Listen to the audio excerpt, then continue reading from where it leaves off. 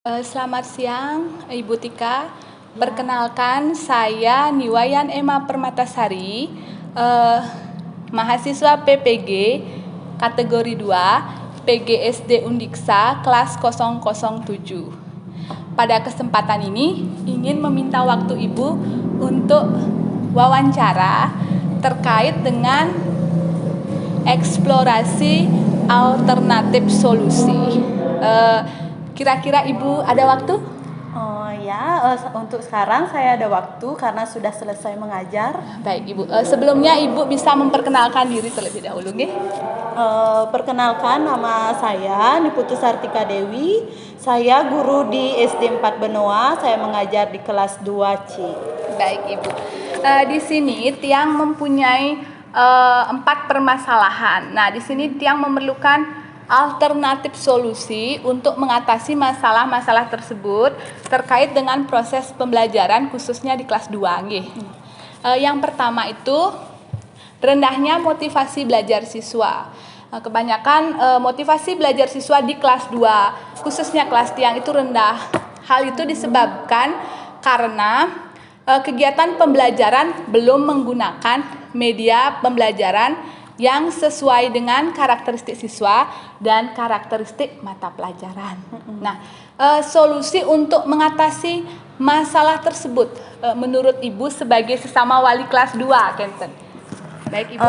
Menurut saya, karena di kelas 2 itu kan anak-anak tuh perlu contoh yang nyata, konkret, nyata, harus beneran dilihat gitu. Nah, kalau misalnya di pembelajaran di sekolah, kita sebagai guru biar anak-anak ngerti ya, bisa biar termotivasi. Biar termotivasi anak-anaknya juga bisa menggunakan media konkret, media nyata. Misalnya seperti papan edukatif gitu. Kita menggunakan media papan edukatif misalnya untuk pembelajaran PPKN.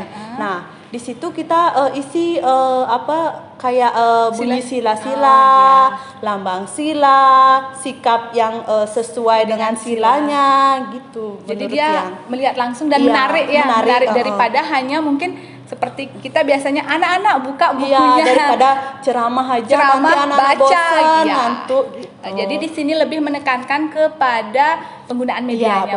Medianya harus konkret sama bervariatif. Baik Ibu. Itu pertanyaan pertama, Bu, nggih. Kemudian yang kedua, itu kemampuan numerasi. Numerasi itu kan kita ketahui berhubungan dengan matematika. Nah, kemampuan matematika itu siswa rendah, kebanyakan rendah. Hal itu disebabkan karena di dalam pembelajaran masih berpusat pada guru atau teacher center. Guru ceramah di depan gitu. Anak-anak begini begitu kan gitu. Jadinya di sana siswa tidak aktif. Solusi untuk masalah tersebut gimana, Bu?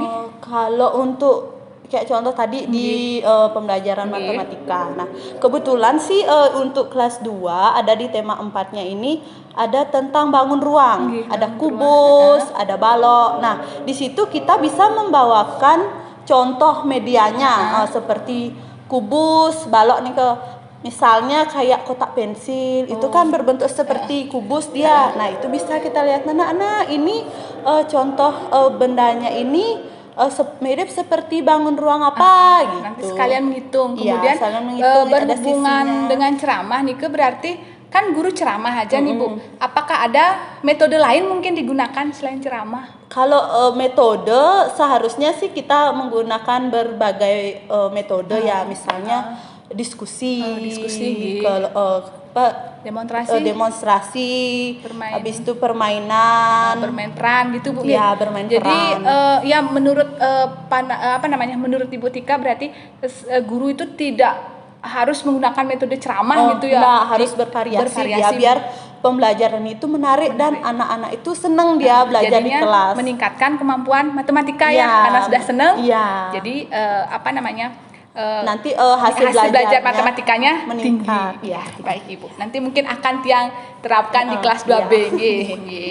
Kemudian yang ketiga, nah seperti kita ketahui kalau menyusun RPP nih pasti kita sudah mengisi model kan? Iya. Model Model. PBL, cooperative learning atau jigsaw kan gitu. Nah, di sini tiang punya permasalahan guru belum cukup maksimal mengimplementasikan model-model pembelajaran di kelas.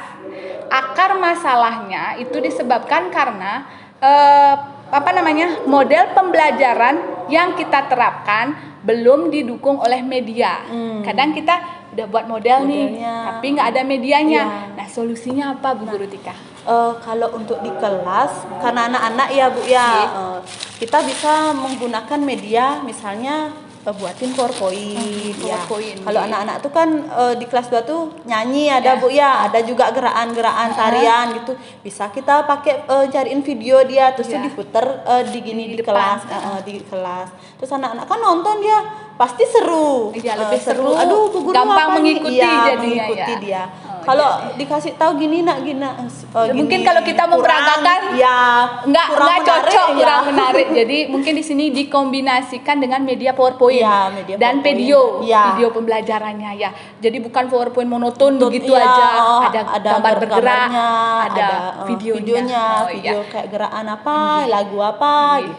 Baik, jadi itu dapat dihubungkan ke penggunaan TIK-nya jadi siswa lebih senang jadinya, modelnya jalan sudah optimal jadinya gitu. Jadi banyak yang bisa ditingkatkan dari penggunaan media niki. Iya, baik Ibu. Pertanyaan terakhir nih Ibu. Pertanyaan terakhir itu tentang HOTS. Nah, niki kita kelas 2 mungkin memang jarang ya pembelajaran berbasis HOTS itu mungkin kalau karena baru masih diterapkan di kelas 5 AKM kan yang kita ketahui gitu. Anak kelas tinggi. Nah, di sini masalahnya yang saya hadapi, siswa belum memiliki kemampuan berpikir tingkat tinggi atau HOTS. Hal itu terjadi karena saya khususnya ini jarang atau mungkin tidak pernah menyusun perangkat pembelajaran berbasis HOTS. Nah, solusi untuk mengatasi masalah ini, karena perangkat yang jarang buat, menurut Ibu gimana ya? Kalau menurut Tiang, kalau di anak kelas rendah itu kan anak-anak tuh belum lah dia mulai berpikir kritis ya Bu ya.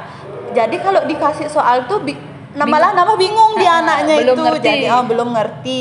Terus kalau dikasih soal itu yang gini aja, yang jawabannya tuh pasti langsung gitu loh. Nah, tapi menurut Ibu kan itu berarti masih kemampuan LOTS di sini Tiang ingin meningkatkan kemampuan anak. Artinya nanti biar tidak kaget dia di kelas 4 dapat soal panjang cerita lah. Kita kan kadang mengatakan bahwa soal HOT itu cerita, padahal nggak seperti itu sih sebenarnya. Itu cuma menganalisis menganalisis suatu permasalahan berhubungan dengan kehidupan nyata kan gitu. Jadi di sini Tiang belum merancang. Mungkin solusinya apa ya? Artinya kita merancang dulu nggih? Merancang dulu dari tujuannya, indikator. Indikator dari indikatornya apa, habis itu tujuannya apa, terus nanti kita akan langkah-langkah ngajarin ke anak-anak tuh gimana, nanti biar anak-anak tuh bisa dia menjawab soal HOT. Berarti mungkin maksudnya Bu Tika dari indikator kita susun C4, indikatornya pakai C4, C5, C6 kita mempertegas saja nih biar nanti menurut Ibu begini gitu. Dari indikator itu kita turunkan ke tujuan gitu Bu. Baru nanti ke soal. Jadi sekarang kita sudah menerapkan perangkat HOTS, otomatis nanti kan sering anak-anak sering gini berlatih, ingat dia berlatih HOTS, soal mungkin HOTS, nanti kelas tinggi bisa gitu ya Bu ya. Kira-kira ya nanti mungkin kita sama-sama belajar Bu ya. Karena itu juga menurut yang perlu. Jadi Tiang merasa ini sebagai permasalahan juga nanti biar anak-anak tidak kaget di kelas tinggi. Kok soalnya begini? Padahal kelas 2 kali 2 aja. Nanti di kelas 4 dikasih soal cerita, ibu membeli buah segini gitu. Nanti hasilnya berapa? Mungkin dia nggak pernah berapa ya gitu.